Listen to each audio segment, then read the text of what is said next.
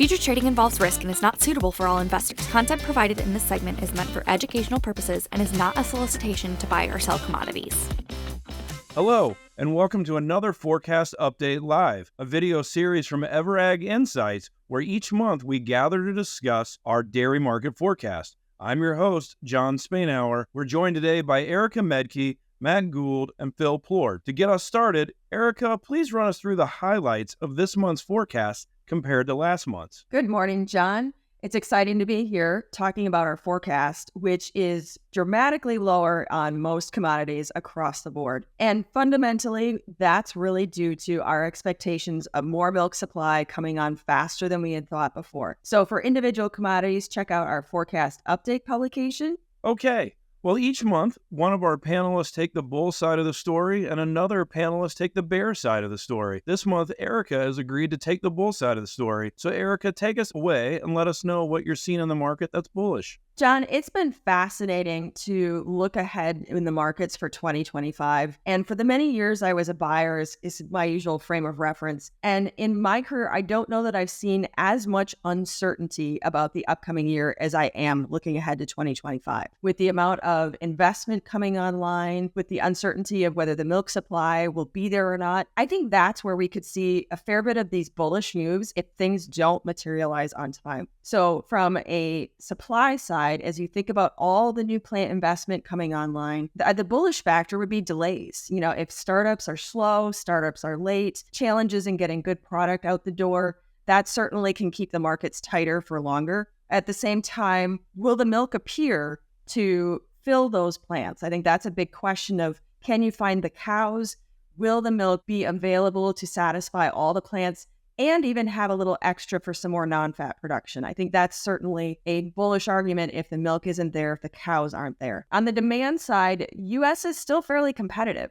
So that certainly can provide some support and maybe even a bit of a lift to U.S. prices when we start getting calls from Mexico or Southeast Asia. Our last trade report came out and we saw some healthy volumes of both cheese and non-fat moving into those regions. So I think as Europe has been a little lighter on milk production, that's allowed the United States to earn some share in some of those swing developing markets. Thanks, Erica. Matt, you've agreed to take the bear side of the story. Take us away and let us know what you're seeing in the market. Thanks, John. I want to start with focus on demand. I would say the latest data, if we extrapolate it into the future, has been pretty disappointing as it relates to domestic demand. We're seeing quick service restaurants really struggle to get traffic. We're seeing consumers shift from food service back to retail. One of the realities on dairy consumption is that when you go out to eat, you eat more dairy. The demand trends that we're seeing are resulting in domestic demand growth that's almost non-existent or lethargic in general. The demand environment here at home has not improved. We've really had a relatively weak 2024. If we take that same trend and bring it to 2025, where we're now seeing a milk supply response and we're seeing all this new capacity come online, it paints a picture where we're just going to be in surplus of product. And when we're in surplus of product, I think as Erica had pointed out, we need to be at a discount relative to the rest of the world to clear that product. You got to incentivize foreign buyers to come to the U.S. And so I think the bearish view really can be characterized as a current trend demand environment, which is weak, more supply coming, and you put those two things together, you end up with a price negative outlook. Matt, I know you've said it many times before, but when we look at exports like Erica was talking about, sometimes that's something that can really make us go higher. In this case, I've heard you say before, we're going to need those exports in this situation just to stay afloat, simply because of the domestic demand being weaker and the new supply of finished goods.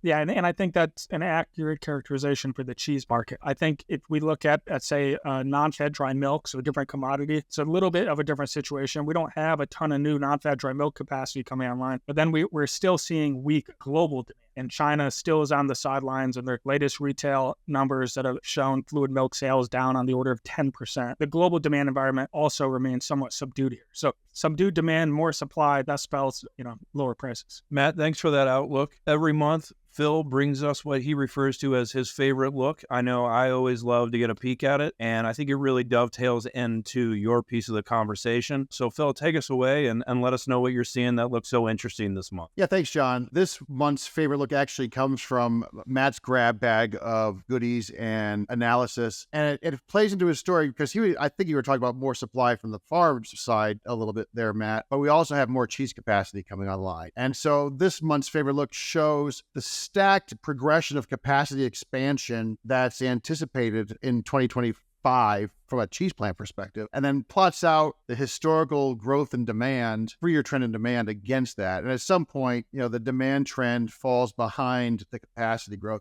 which makes sense, right? We grow capacity in big chunks, and then demand grows incrementally into that capacity. We're adding a lot of investment in 2025. It's going to be very difficult for domestic demand to keep up.